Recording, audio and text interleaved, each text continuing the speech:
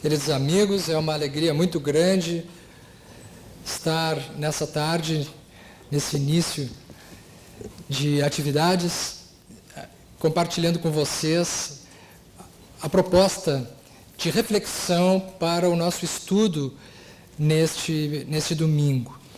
Quero manifestar minha alegria por ser um dos palestrantes deste, que é o aniversário de número 94 da Federação Espírita do Rio Grande do Sul. Fico sempre imaginando a alegria de Francisco Spinelli ao perceber que nós conseguimos atravessar as dificuldades que são inerentes a todas as épocas, mas que de uma forma ou de outra vamos conseguindo nos manter dentro de uma perspectiva de luta, de trabalho e de realizações. Alegria também de estar aqui com o Haroldo, que já é um companheiro frequente de encontros nas nossas atividades, e podermos também dialogar com vocês em cima de uma temática que nos parece muito importante e que a mim me toca, nesse primeiro momento, a reflexão em torno das influências, daquilo que eu pensei trazer como influências sutis dos trabalhadores espíritas. Vocês devem estar se perguntando o que são influências sutis, e esta é a proposta de nós fazermos uma reflexão em cima de fatores mais delicados, mais sutis, que nos influenciam no nosso psiquismo, no nosso campo energético, de tal forma que muitas vezes nós nem percebemos. Porque o capítulo das obsessões, o capítulo das perturbações espirituais, muitas vezes ganha ênfase em cima daquilo que é notável, daquilo que é perceptível, daquilo que é retumbante, que é contundente, né? Nós nos ocupamos muitas vezes de falar das obsessões nesse âmbito, dessa maneira.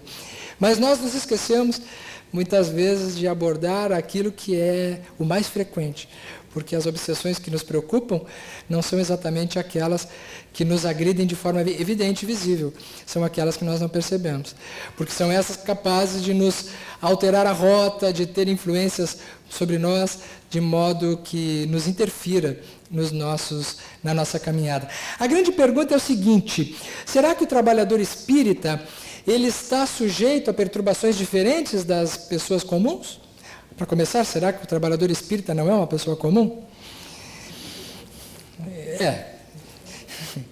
Somos pessoas comuns, estamos sujeitos às mesmas interferências, mas nos parece que o trabalho espiritual ele ganha em si um caráter especial para aquele que se dedica de uma forma mais profunda a essa proposta. Nós não podemos nos esquecer que Jesus, no Sermão do Monte, ele diz assim: bem-aventurados os que são perseguidos por amor à justiça, porque deles é o reino dos céus. Nos parece que Jesus está se referindo àqueles que fazem alguma coisa, àqueles que se dedicam na prática pela sua proposta. Esses serão perseguidos, diz Jesus. Né? Que perseguições são essas? Que forma é essa de interferência que pode nos atacar e nos atingir muitas vezes quando a gente nem percebe? Vamos lá, vamos então avançar na nossa reflexão. Inicialmente gostaria de convidar a vocês para refletirmos um pouco, revisarmos um pouco aquilo que encontramos no Evangelho segundo o Espiritismo, no capítulo 11, na Lei de Amor, quando o Espírito Lázaro faz a seguinte reflexão, faz o seguinte pensamento, que me parece que é uma síntese extraordinária, né? É uma síntese extraordinária no que tange ao resumo do que nós poderíamos chamar como o processo evolutivo, psíquico e moral da humanidade. Aí ele conseguiu reunir nesse parágrafo tudo aquilo que nós podemos hoje, na minha fala, apresentar. E essa aqui está o resumo. Na sua origem, o homem possui instintos. Mais avançado e corrompido, possui sensações.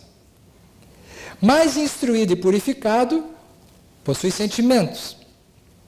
No ponto mais delicado e evoluído dos seus sentimentos, surge o amor. Vamos lá. Na sua origem, o homem possui instinto. Nós nascemos todos daí. Nós carregamos a nossa bagagem evolutiva totalmente calçada nos instintos. Avançado e corrompido, possui sensações. Somos nós. Está se referindo ao presente. Século XXI, ano 2015, Porto Alegre, dia 22 de fevereiro de 2015. Mais precisamente no Ministério Público, às 14h25 da tarde. Somos nós. Aqui nós estamos, predominantemente, vivenciando sensações.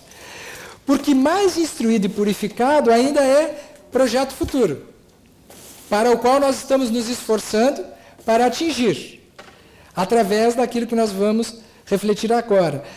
E lá no fim, lá no ponto mais delicado e evoluído destes sentimentos, a que ele se refere como instruído e purificado, aí, na depuração de tudo, nós encontramos o amor. Portanto, aquilo que nós chamamos de amor nos dias de hoje ainda não é amor, é um projeto. Né? Quando a gente diz eu te amo para alguém, ainda não é amor. É alguma coisa que já se aproxima. E dependendo do nível evolutivo que nós nos encontramos, nós estamos dizendo um amor-sensação ou um amor-instinto. E até mesmo um amor-sentimento, mas não um amor-sentimento no seu ponto mais delicado e evoluído. Porque tudo que nós experimentamos na nossa evolução diz respeito a uma aprendizagem constante e gradual a que vamos avançando a passo e passo. Alguns anos atrás eu escrevi pela Federação Espírita do Rio Grande do Sul a minha primeira obra, que é Leis Morais e Saúde Mental. E esta obra, que está disponível, inclusive hoje já pude dar alguns autógrafos, ela serviu a uma reflexão da terceira parte do Livro dos Espíritos, para mim a mais bonita de todas, porque diz respeito ao conteúdo moral, no que tange a quais são as leis, dentro das leis naturais, da lei natural, quais são as leis morais que estão constituindo esse programa evolutivo a que nós estamos sujeitos.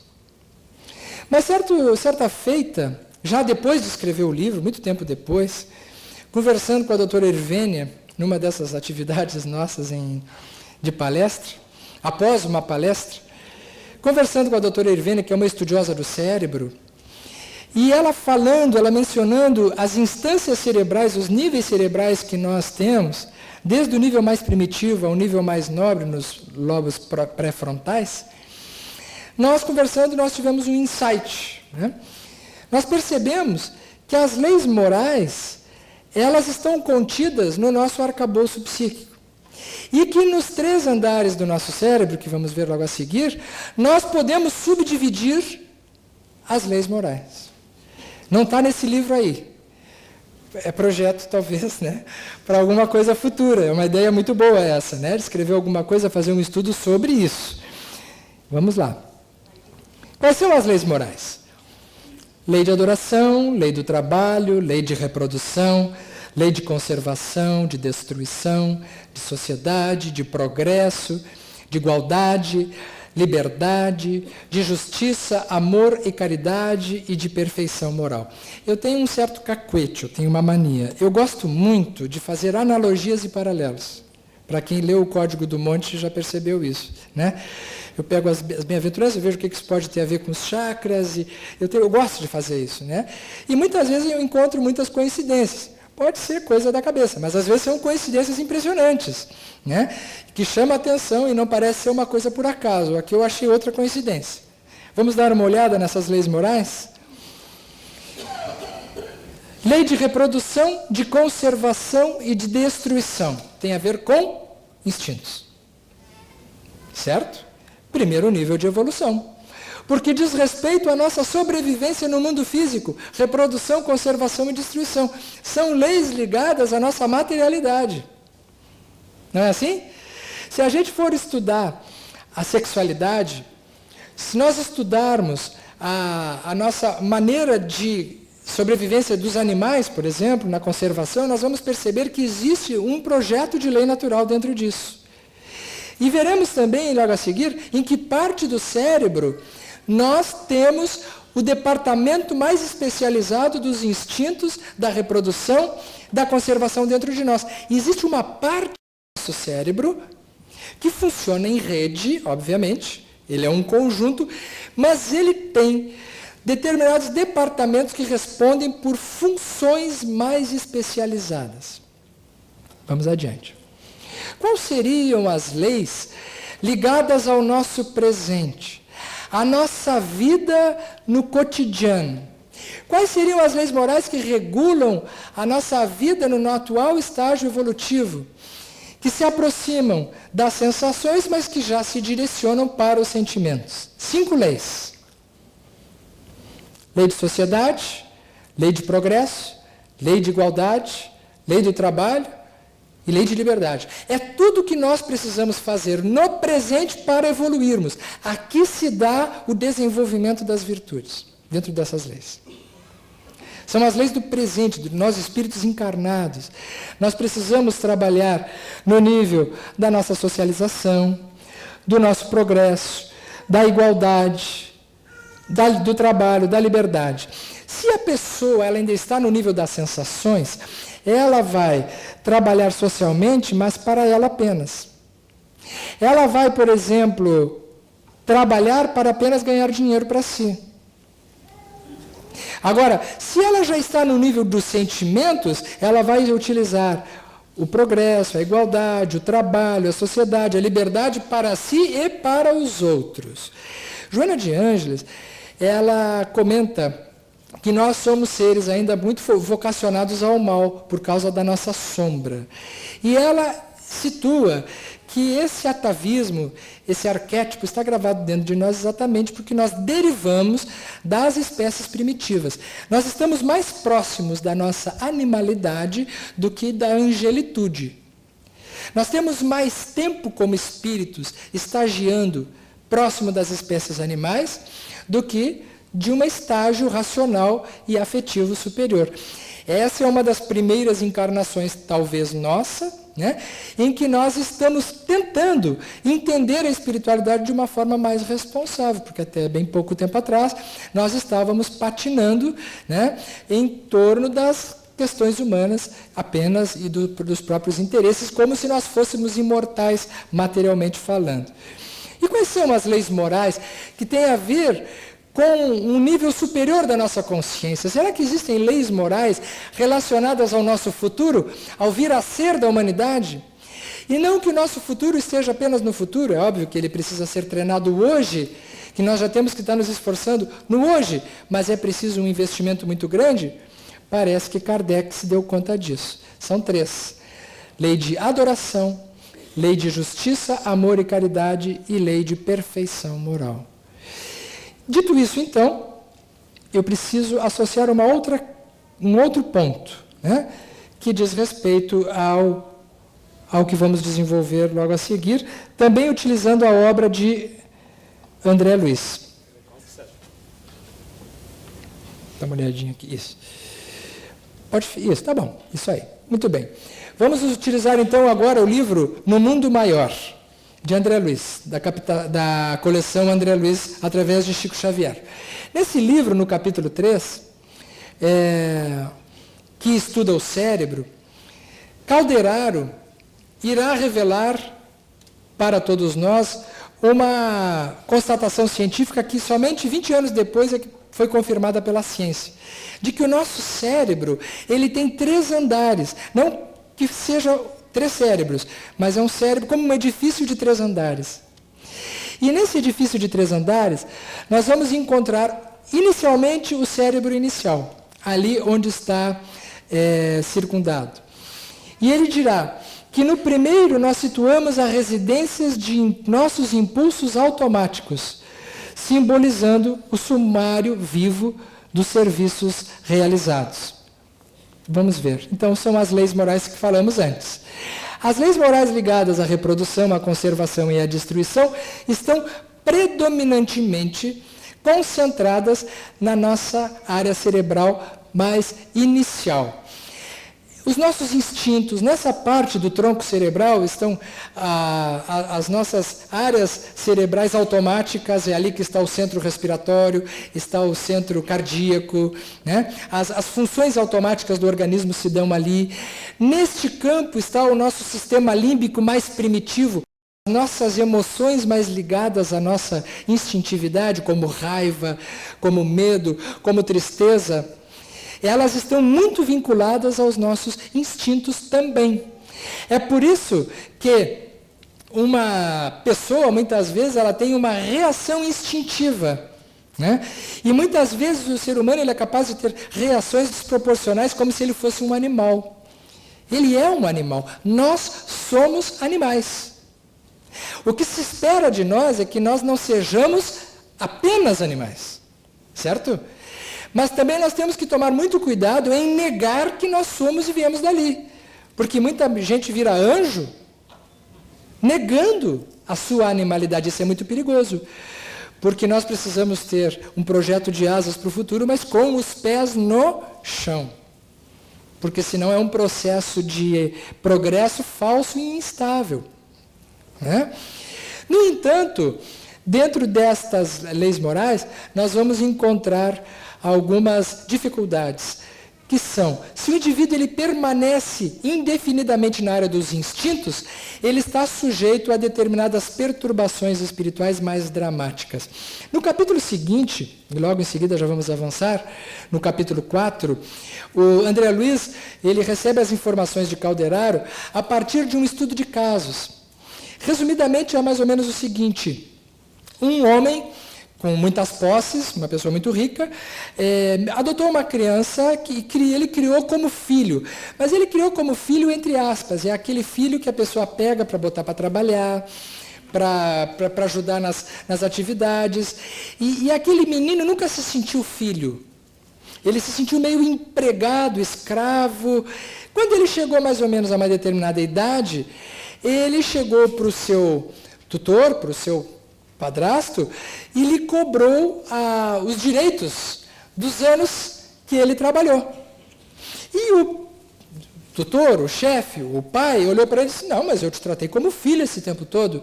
E dali surgiu uma discussão. Ânimos acirrados, muita cólera, muita raiva. O rapaz pega uma arma e mata o seu pai, chefe, tutor. Enfim, morreu. O que ele fez? Ele fez o que a maior parte das pessoas ainda fazem. Ele tentou esconder o crime. Esconder o crime.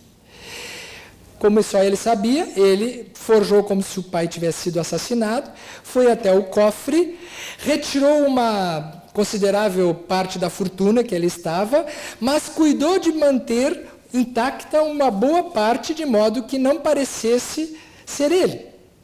Como se fosse um assalto fortuito de alguém que não teve tempo de levar tudo. E foi facilmente despistado da investigação que pudesse levar a ele, até porque foi logo ele em seguida que chegou e descobriu e se comportou de uma forma bastante pungente, assim, se emocionando muito. Resultado disso, passaram-se os anos, o crime não foi desvendado, ele se tornou muito rico, mas ele não sossegou, porque algo ficou na sua consciência. E o padrasto voltou e ficou grudado, como se fosse um musgo na pedra úmida, no campo onde, dos instintos, e no segundo andar do cérebro, no cérebro intermediário, porque ele, através da culpa, ele não podia falar para ninguém, mas ele não tinha como se inocentar. Então, para aliviar a sua consciência, ele casa, a sua esposa é uma pessoa maravilhosa, lhe dá uns quantos filhos, que são o tesouro da sua vida. Mas todas as vezes que ele chega em casa, ele não consegue aproveitar a família, porque algo não lhe deixa ter paz. Então, ele se joga no trabalho. Passa a trabalhar fim de semana, passa a trabalhar ininterruptamente para fugir. É quando a lei do trabalho deixa de ser um projeto evolutivo e passa a ser uma fuga. São as pessoas workaholic, que de alguma forma deixam de entrar em contato consigo mesmo, se dedicando apenas ao trabalho. O trabalho não é só bom. O trabalho pode ser bom, mas ele pode ser uma doença, dependendo da forma como a pessoa lide com ele, assim como todas as outras coisas da nossa vida. O trabalho de Calderaro, então, se dá a partir de uma tentativa de ocasionar o perdão entre aquele que desencarnou e aquele que foi o seu assassino. E ele comenta: conseguiu enganar o mundo, mas não conseguiu enganar a si mesmo. Nós nunca conseguimos enganar, mesmo que ninguém saiba. A maior parte das coisas escondidas que nós fazemos, nós estamos cercados por uma nuvem de testemunhas, conforme o apóstolo Paulo. E isto aconteceu neste caso. Neste caso, qual é o tipo de obsessão que aconteceu ali? Uma obsessão mais ferrenha. Ele passou a se sentir mal, passou a ter problemas psicossomáticos, problemas relacionados a dramas emotivos profundos. Então é um tipo de obsessão radicada na área dos instintos e das sensações, ligadas a esse primeiro nível e o segundo nível do cérebro. É uma obsessão mais perceptível. Qualquer pessoa que tenha um processo obsessivo desta natureza, ela vai perceber. Por quê? Porque ela vai sofrer. Ela vai sofrer. Se ela tiver um pouco de humildade, ela procura um centro espírita. Ou um psiquiatra, o que é mais complicado ainda, né? É o fim da fila de tudo, né? Um psiquiatra e centro espírita significa que a pessoa já passou a linha do crítico. Então, mas se ela procura ajuda, ela provavelmente, se ela trabalhar interiormente, o trabalho espiritual pode avançar muito em torno disso aí, né? Mas ela provavelmente irá perceber que existe, é isso que eu quero dizer, algo errado com ela, né? Mas vamos adiante. Já no segundo nível, no cérebro intermediário, nós localizamos o domicílio das conquistas atuais, onde se erguem e se consolidam as qualidades nobres que estamos edificando. E quais são essas qualidades nobres que nós estamos edificando? As nossas virtudes. Como é que nós desenvolvemos as nossas virtudes? Através do trabalho, da sociedade, da convivência social, dos relacionamentos, da tentativa de progresso, seja material, seja emocional, seja espiritual, através da tentativa de nos sentirmos iguais uns aos outros, de nós promovermos a liberdade como uma lei majoritária de uma sociedade moderna. É assim, então, que estas leis, elas regulam o nosso estágio atual das nossas virtudes. Mas aqui começa o grande problema, né? À medida que nós trabalhamos, que nós vivemos em sociedade, que nós temos a nossa liberdade, se nós não tivermos um código moral que nos regule, nós mergulhamos nas sensações. Por quê? Porque nós vivemos socialmente para termos sensações, para termos apenas prazer. Nós trabalhamos apenas para ganhar dinheiro e garantir o sossego, e garantir o futuro, e garantir as compras, e garantir as aquisições, e ganhar status sociais, para termos uma camada de vida, na nossa existência, mais diferenciada dos outros. Se nós não tivermos um código moral, nós vamos instituir uma sociedade onde o prazer desregulado passa a ser uma coisa normal. E logo a seguir nós vamos ver que risco isso é para a sexualidade, por exemplo. Que risco isso é para a vaidade. Que risco isso é para o egoísmo. Só que neste ponto começam a surgir determinados processos obsessivos, determinadas perturbações, determinadas tentações que são mais complicadas de serem trabalhadas, porque elas são mais difíceis de serem percebidas. E aí, gente, dia 22 de fevereiro, no Ministério Público em Porto Alegre, às 15:03 da tarde, nós temos que fazer um exercício de autorreflexão. Porque provavelmente boa parte de nós, todos nós, em algum grau, em algum momento, estamos sujeitos a algumas coisas que nós temos que tomar muito cuidado. Mas, graças a Deus, vamos adiante, nós temos o nosso cérebro frontal, que é no terceiro nível, onde temos a casa das noções superiores, indicando as eminências que nos cumpre atingir. São através da lei de adoração, justiça, amor e caridade, perfeição moral. Obviamente que o contato, a existência com a espiritualidade, nós exercitando o nosso contato com a espiritualidade superior, através da caridade, do amor ao próximo, do sentimento de justiça vivenciado, e nos esforçando para sermos cada vez melhores, nós então inauguramos dentro de nós um jeito de ser diferente do da pessoa comum. Não é? Só que, vamos refletir. É possível que a pessoa esteja apenas nesse nível? Não. Nós estamos nos esforçando para sermos melhores, mas, em muitos momentos, nós vamos descer na escala da nossa condição evolutiva e necessitar de algumas satisfações do instinto, algumas satisfações da sensação. Então, esse raciocínio que estamos fazendo agora aqui, ele precisa ser entendido de uma forma dinâmica, e não de uma forma estática, não de uma forma estanque. Porque todos nós estaremos, em algum momento, trabalhando para avançar mais, né, entre recuos e avanços, a partir do ritmo pessoal e individual que cada um tem. Vamos lá. Mas, e os trabalhadores espíritas? O que isso tem a ver com o trabalhador espírita, né? Porque isso que foi colocado até agora tem a ver com as pessoas em geral, né? Então agora eu vou começar a minha palestra, né? Tá bom? Pode começar a contar o tempo. A palestra começa agora, do tema, né? Trabalhador espírita. Será que o trabalhador espírita é diferente? Eu acho que sim. Vejam no que eu quero dizer diferente. Não que ele seja melhor do que ninguém. Aliás, é um risco nós nos considerarmos dessa forma. Mas somos diferentes no sentido de que, ao aderirmos a uma ideia superior, nós atraímos para nós pensamentos de oposição, de espíritos muito treinados para a desarticulação dos nossos propósitos e das nossas conquistas. Não temos dúvida alguma que os graves problemas obsessivos, os mais modernos, que nos atingem diretamente, têm a ver com esta maneira de influenciação, que chamamos de influenciações sutis.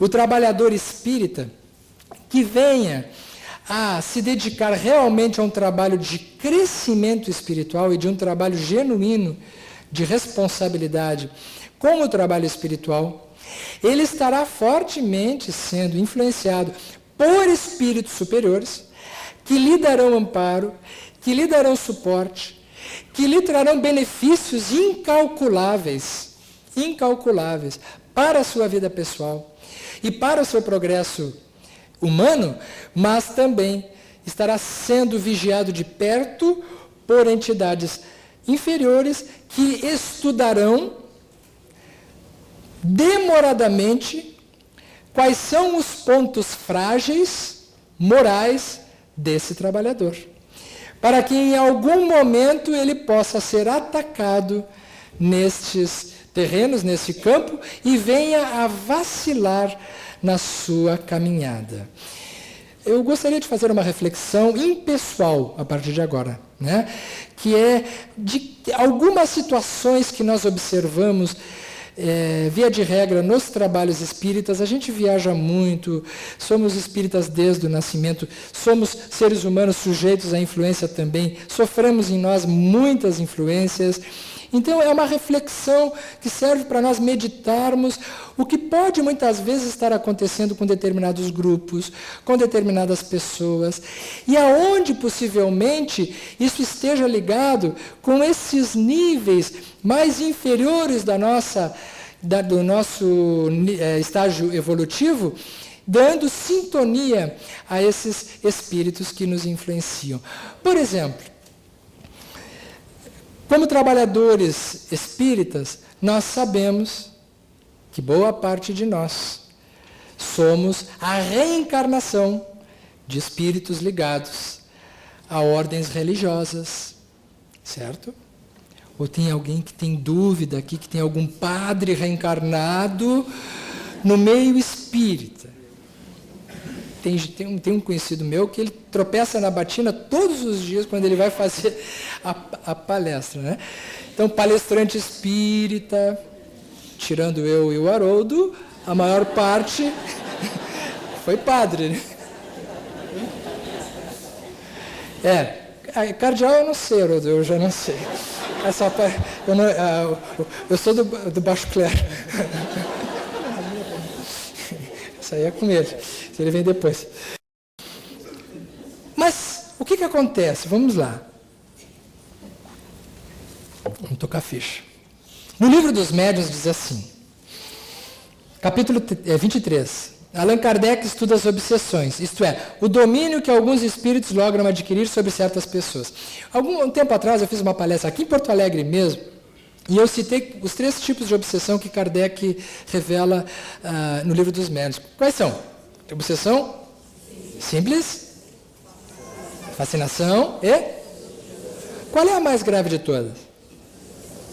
Subjugação? Fascinação? Mas a maior parte acha que é subjugação, né? Eu achava que era subjugação, até aquela palestra. Quando eu terminei a palestra, eu falei que a subjugação era o mais grave, porque é aquela que o espírito possui totalmente o encarnado, é preciso fazer quase uma sessão completa de... Enfim, e é mais dramática, nós acostumamos a acreditar que esse é o tipo obsessivo mais perigoso de todos, e eu falei isso numa palestra.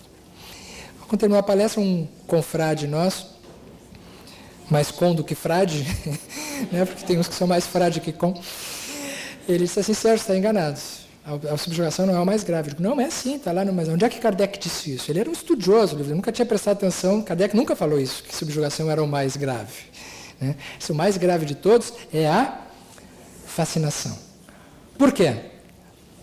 Porque o médium fascinado não acredita que o estejam enganando. O espírito tem a arte de lhe inspirar confiança cega, que o impede de ver o embuste de compreender o absurdo de que escreve, ainda quando esse absurdo salte aos olhos de toda a gente. Precisamos lembrar que na época de Kardec, o tipo mais comum de mediunidade de revelação era a psicografia. Certo? Mas é óbvio que o que ele está colocando aqui serve para qualquer tipo de mediunidade e serve para qualquer tipo de trabalho. Não é preciso ser médium de casa espírita para estar sujeito à fascinação. Né? Então, qualquer de nós estamos sujeitos à fascinação. O que ela tem de diferente dos outros processos obsessivos? É que nós não percebemos. Há um ponto cego que não nos permite enxergar. Qual é a única maneira de uma pessoa que esteja sob fascinação desconfiar que esteja fascinado? Única. Através do alerta dos outros. De quem está na volta.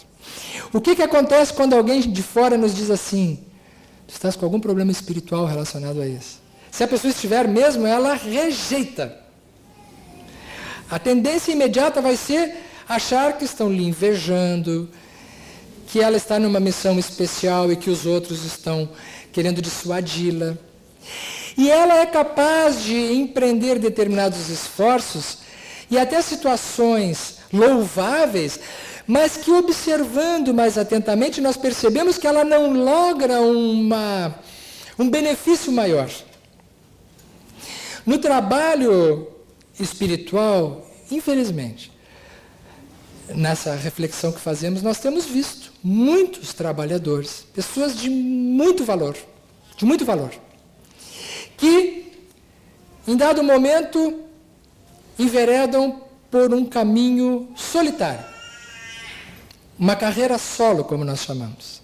A pessoa briga com os grupos, nenhum grupo serve para ela, ela começa a se desagregar de todo o tipo de convivência e nunca nenhum trabalho é tão bom e nenhum grupo é tão bom que ela possa estar. Então, o que ela faz?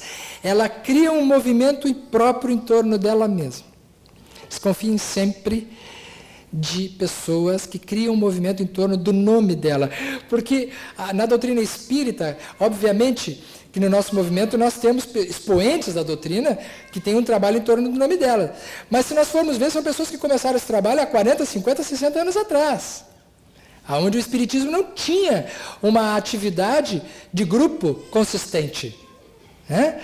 Então, obviamente, são pessoas que ao se manterem no trabalho, têm uma obra social, têm todo um trabalho, não é dessas pessoas que conhecemos muito bem e admiramos, que nós estamos falando. Mas estamos falando daquela pessoa que cria um grupo dissidente e que ela cria um contramovimento, gerando desagregação, gerando conflitos, gerando mal-estar e não gerando nada de bom. São grupos que se formam e que não duram. Depois de pouco tempo, se nós vamos ver qual é o fruto daquela árvore, não tem fruto nenhum. E é uma inteligência desperdiçada. É assim que nós vemos isso em vários níveis e temos visto isso acontecer na nossa volta. Não quero dizer com isso que nós temos que nos submeter, que nós temos que estar concordes com tudo o que acontece nos grupos, não é isso.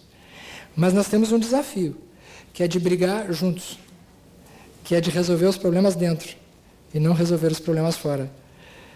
Porque não tenham dúvida que para esse tipo de procedimento de desagregação existe sim um tipo de influência sutil que trabalha, sem percebermos, para nós nos dividirmos. A casa dividida. Né? São as influências sutis que chamamos. E nós vamos ver logo a seguir como é que elas agem. Por que nesse tipo de influência nós não percebemos? Em que nível do nosso cérebro e do nosso estágio evolutivo isso sintoniza? Quais são as características quânticas que fazem com que o nosso cérebro vibre diferente? E por que a espiritualidade e o desenvolvimento das virtudes são os únicos antídotos capazes de fazerem com que a pessoa não esteja sujeita a esse tipo de influenciação?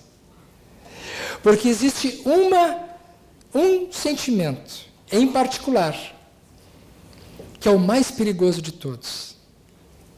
Qual é o sentimento que é o mais perigoso de todos, que dá sintonia para esse tipo de obsessão? Vamos adiante. Primeiro, alguns anos atrás, fazendo uma palestra num país da Europa, eu estava com a doutora Marlene Nobre e eu fiz essa pergunta com ela. Doutora Marlene, que desencarnou agora no mês de janeiro, né? Nos deixou agora do plano físico e passou a trabalhar espiritualmente, nos acompanhando do plano espiritual, deixando muita saudade, deixando uma lacuna magnética que nós estamos tentando dar conta entre nós da Associação Médico Espírita do Brasil e os companheiros que a admiravam. Mas conversando com a doutora Marlene, um tempo atrás, eu perguntei para ela, fiz essa pergunta, doutora, por quê? Porque o tema era obsessão, era na Alemanha, essa palestra. Por quê que as obsessões, elas, do tipo fascinação, que tem acontecido tão frequentemente nos nossos grupos e nas nossas atividades, nós não conseguimos resolver? Não há trabalho espiritual, não há trabalho coletivo que se possa fazer que atinja esse tipo de problema, se a pessoa não quiser. Por quê? E ela me disse assim, Sérgio, tu tens que ler o capítulo 23 do livro Nos Domínios da Mediunidade. Capítulo 23, chama-se Fascinação. Certa feita, ela me contou que ela estava desdobrada pelo sono e o espírito de Druso lhe disse, presta atenção no capítulo 23, e ali está o mecanismo quântico que faz com que a fascinação seja o processo obsessivo mais perigoso de todos. O espírito que coordena o trabalho no livro Nos Domínios da Mediunidade é o Aulus. Né? E realmente, se vocês lerem ali, nós vamos ver que existe uma descrição de um processo de fascinação. E ali nos fala que o pensamento, ele pode vibrar, e nós sabemos isso cientificamente hoje, com átomos mentais de naturezas diferentes, através da configuração de partícula ou através de onda. Se for através de partícula, ele é mais denso, ele é mais perceptível. Mas se for por onda mental, ele não é percebido. Por exemplo, uma mediunidade de incorporação, uma mediunidade de efeitos físicos, o que são movimentados são átomos mentais ligados mais no campo das partículas. Mas a intuição e a inspiração é pelo caminho das ondas. É por isso que a intuição como mediunidade, ela é uma mediunidade mais refinada. Só que para ela ser refinada realmente autêntica, é preciso um sentimento que lhe dê chancela. Qual é esse sentimento? Um sentimento superior, que dê chancela a um espírito para ele ter uma boa intuição, para ele ter uma boa sintonia, e mesmo para a mediunidade em geral. Qual é o primeiro dos sentimentos no caminho das virtudes que nós precisamos desenvolver para que todos os outros venham? A humildade, que é o antídoto da outra, que é a emoção, o sentimento que nos dá sintonia com a fascinação, que é a... Então vamos ver, é a vaidade. Esse capítulo já está sendo muito bem estudado por estudiosos no mundo todo, né? E ela, então, no nosso raciocínio hoje, o sentimento que nós precisamos dar mais atenção, a vaidade. Por quê? Porque nós vivemos numa sociedade, num mundo atual, que é um mundo de chamamento aos valores da personalidade, certo? Vocês já devem ter ouvido falar que o que importa é a gente ser feliz, que o que importa é a gente cuidar da gente mesmo. Nunca se falou tanto como hoje da pessoa se amar, e tudo isso é verdade. Mas a gente tem que tomar um certo cuidado com isso, porque quando a pessoa só se ama, quando a pessoa só pensa em ser feliz, quando a pessoa só se dá coisas, ela sai de um campo de alto amor e ingressa num caminho muito sutil de exaltação da personalidade. Então, essa linha tênue entre cuidar de si mesmo e cuidar do seu ser, ele é muito de foro íntimo. Mas esse foro íntimo, ele precisa muito ser percebido de uma maneira em que os outros também entram nisso, né? No período do Freud, se falava muito que, e nós, como espíritas, nós dizemos muito isso, né? Que a pessoa evolui olhando para si mesmo. Conhece-te a ti mesmo. O trabalho todo da psicanálise é no sentido da pessoa se conhecer, de fazer um trabalho de introspecção. Mas hoje nós falamos na possibilidade da outrospecção, que é de nós desenvolvermos empatia também. É preciso olhar para si, mas é preciso olhar para os outros também nesse sentido. Espera aí, porque se eu olhar só para mim, eu posso achar que eu estou fazendo uma grande coisa, eu posso estar fazendo uma coisa desconectada do que seja o melhor, por causa desse mecanismo. Há processos obsessivos de fascinação em que o indivíduo se convence de que ele está fazendo o melhor. E se ele não tiver uma leitura coletiva em torno das pessoas, quais são as pessoas que estamos falando? São as pessoas de bom senso, são as pessoas que são amigas, são as pessoas que querem evolução. Devemos desconfiar sempre quando 3, 4, 5 pessoas chegam para a gente e dizem assim, você está equivocado em alguma coisa. A chance de nós estarmos equivocados é muito grande. É muito pouco provável que nós estejamos descobrindo alguma coisa nova nesse momento, que ninguém sabe, que nunca ninguém pensou, e que todos os outros que estão contra estão errados, e só eu esteja certo. Se a pessoa estiver pensando assim, é bom de começar a desconfiar que ela possa estar sofrendo um processo de fascinação. Porque nesse momento da humanidade, gente, não tem mais nada para ser descoberto. Nós temos que ampliar conceitos que já existem. Né? É por isso que o trabalho da doutrina espírita é um trabalho de grupo, é um trabalho de rede. Não pode ser um movimento em cima de pessoas, tem que ser um movimento em cima de ideias, de propostas. Eu, desde o início, quando eu comecei a editar os livros, eu tomei o cuidado, isso não é uma crítica a quem tenha obras, tá? Porque eu conheço muitos companheiros que têm obras que precisam ser mantidas, inclusive pelos livros que ela escreve. Ótimo. Não é esse o ponto. Mas, particularmente, eu tomei o cuidado de doar os direitos autorais para a federação. Né? Por quê? Porque eu entendo que um movimento que já existe, é muito melhor nós reforçarmos o que já existe de bom do que criarmos uma coisa nova e depois passar o resto da vida tendo que sustentar aquele movimento que eu criei. Eu não preciso criar mais um lar de idosos, um lar de crianças no meu nome. Já existem muitos precisando de ajuda. Então, se eu fizer alguma coisa, eu dou isso, acho uma maneira de administrar isso em cima do que já existe, que já está precisando de ajuda há muito tempo. Porque o trabalho do Cristo não é um trabalho personal. É um trabalho de servidor. E no trabalho de servidor é preciso ter humildade. Humildade não é aquela virtude da pessoa que se autoflagela. Humildade é a virtude da pessoa que não se exalta a si mesma. Isso pode se dar em vários níveis. A pior vaidade não é a vaidade material. A pior vaidade não é a vaidade física. A pior vaidade é a vaidade intelectual. É a vaidade da personalidade.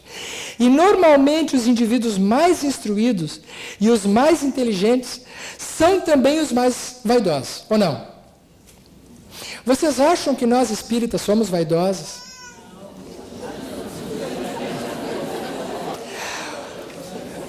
Vamos fazer uma reflexão simples, gente.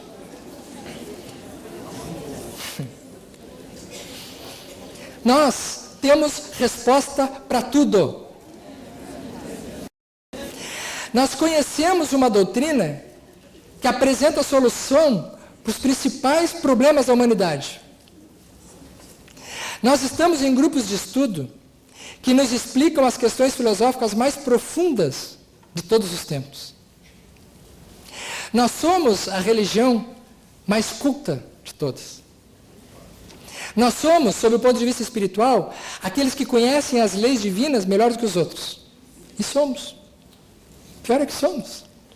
O problema não é ter consciência disso. O problema é em que sentimento isso vai pousar em cima. Se isso pousar em cima da vaidade, é que é o problema. Este saber precisa estar assentado em cima da humildade. Porque senão ele perde todo o valor.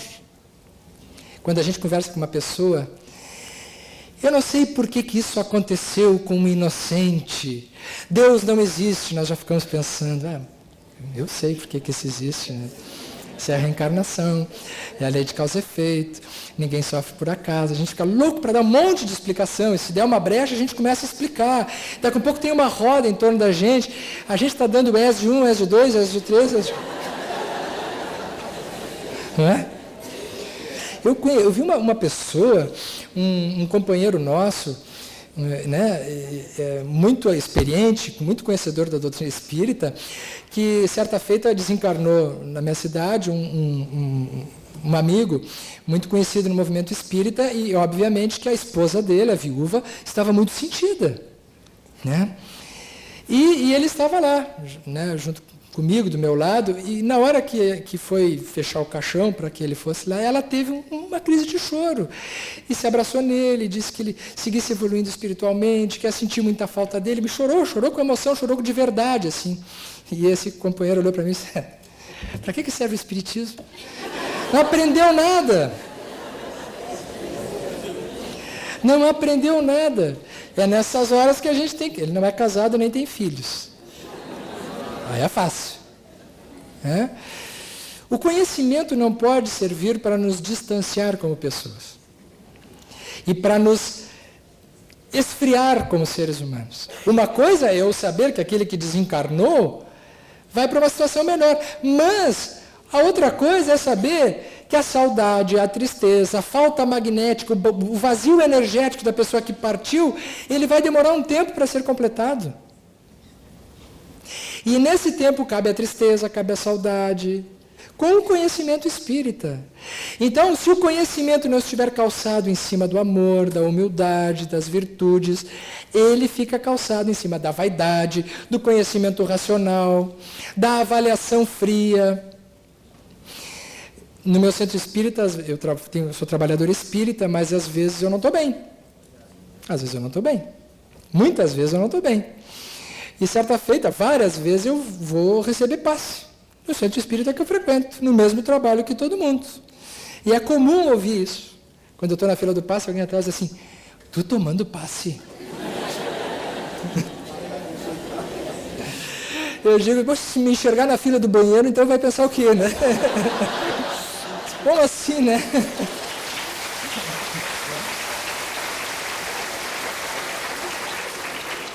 Então, assim, na verdade, são reflexões, né, que eu estou trazendo para que a gente possa pensar, né? A vaidade intelectual, ela é um elemento muito perigoso. Nós palestrantes estamos permanentemente ameaçados pela questão da vaidade intelectual, da exposição. Nos dias de hoje em dia a gente bate foto, a gente se sente artista da Globo. Vocês, quando pedem para bater foto junto com a gente, isso é uma prova, um desafio permanente para a vaidade. E todo palestrante ele é vaidoso. Todo palestrante é vaidoso. Né? Porque no âmago da personalidade, se nós trazemos recordações de outras vezes, a gente fez isso, em algum momento a gente já fez. Né? O problema não é ser vaidoso, o problema é não se dar conta disso. Se a pessoa se dá conta disso e administra isso, ela não utiliza essa ferramenta. Eu não vou abrir essa gaveta. Eu não vou ser vítima disso, de mim mesmo, outra vez. Eu vou desenvolver a modéstia, a simplicidade. Se eu estiver muito em voga, eu vou tomar um cuidado de não aparecer tanto. Sabe? Precisamos fazer esse trabalho. Se a gente não fizer isso, nós estamos muito facilmente como sendo alvos das fascinações. Não apenas, então, através do poder, do prestígio, da vaidade, mas eu quero destacar uma outra via muito frequente e perigosa atualmente do nosso ambiente e que também afeta os trabalhadores. Vamos adiante. Alguns processos obsessivos, e eu destaco para vocês a obra de Ivone Pereira, nos Dramas da Obsessão, quando ela nos fala das obsessões paradoxais por amor e as obsessões sexuais, através da sexualidade. Vou dar um exemplo disso. Nós, como espíritas, nós sabemos que nós já vivemos várias existências. E agora existe uma certa moda, já faz um tempo no movimento espírita, principalmente no ambiente que a gente vive hoje, de muita facilitação de relacionamentos afetivos. Está muito banalizada a questão das pessoas se envolverem intimamente umas com as outras como uma coisa absolutamente normal. Nós ingressamos numa época de rompimento total das repressões. Nós rompemos com os limites de preconceitos e existe uma verdadeira permissividade no que tange aos valores da sexualidade, da instintividade. Não é por outro motivo que os jovens vão para a balada e ficam uns com os outros, e isso passou a ser absolutamente normal. No nosso ambiente de trabalho espiritual, no trabalho espírita, nós temos encontrado algumas insinuações muito fortes desse tipo de questão. Só que o espírita ele tem um disfarce. Ao invés de ele dizer que está atraído sexualmente um pelo outro, ele diz que conhece a pessoa da outra encarnação. Eu tenho um conhecido...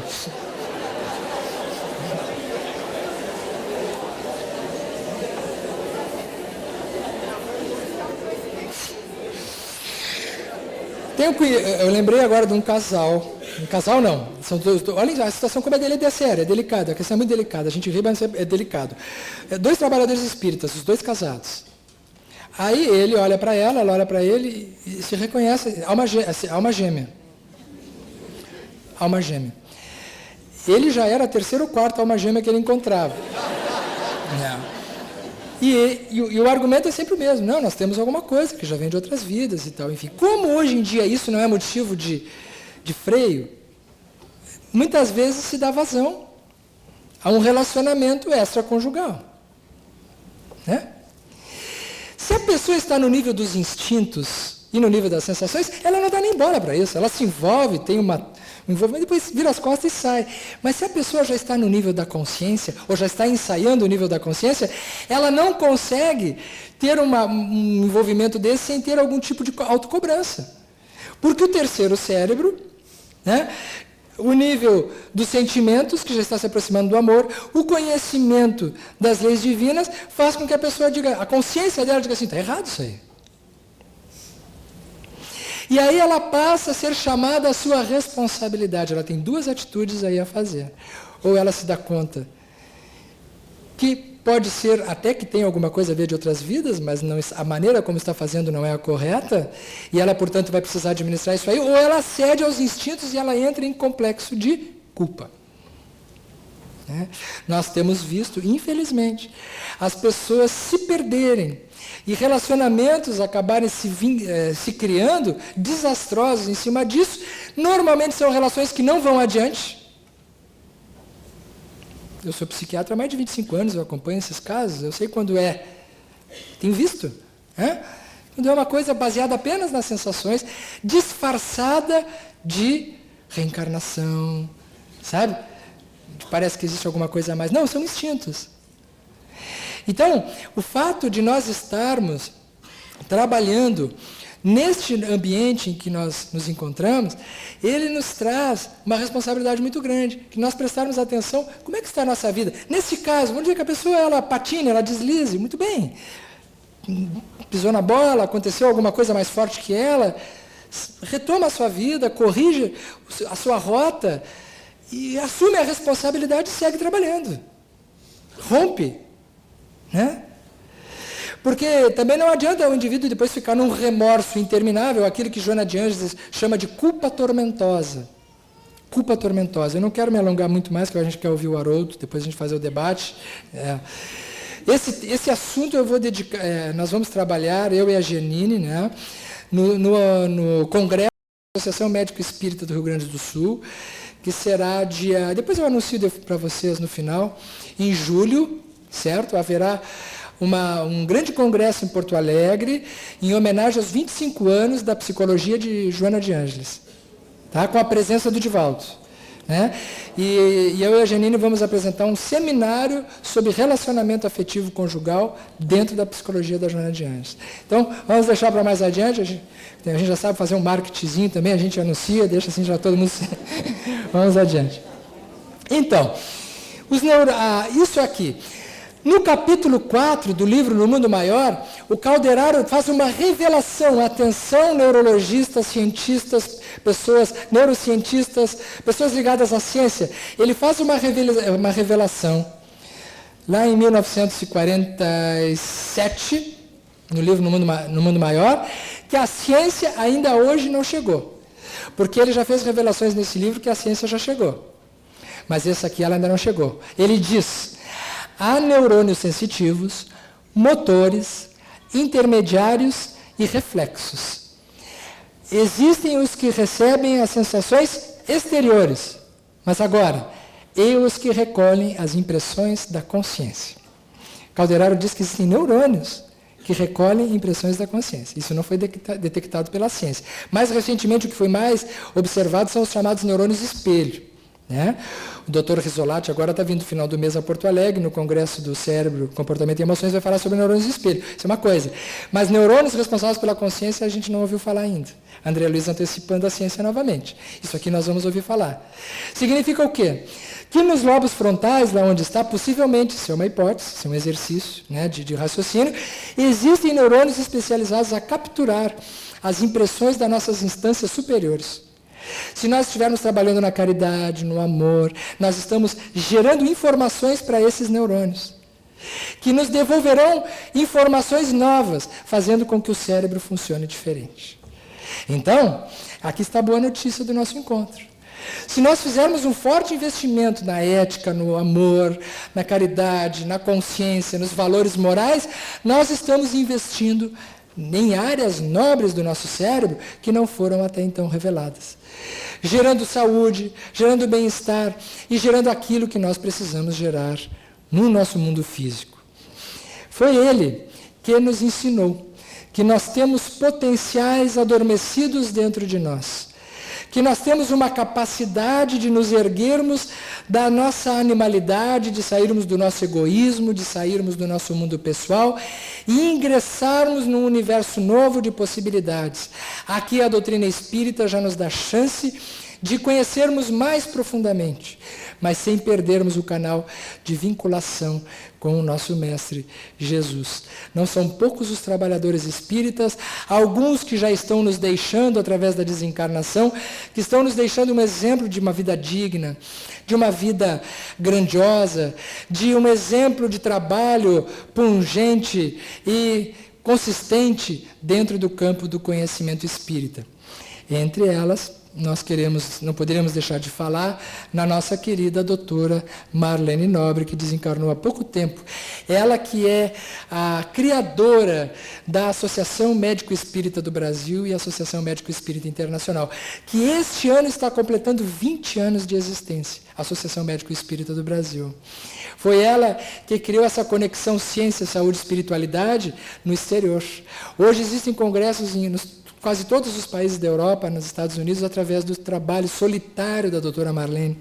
Quando ela, lá no início dos anos 90 e logo a seguir, certa feita, ela através da mediunidade dela, percebeu a presença de Leon Denis. E Leon Denis perguntou para ela por que ela não estava apresentando trabalhos dentro da visão espírita na Europa.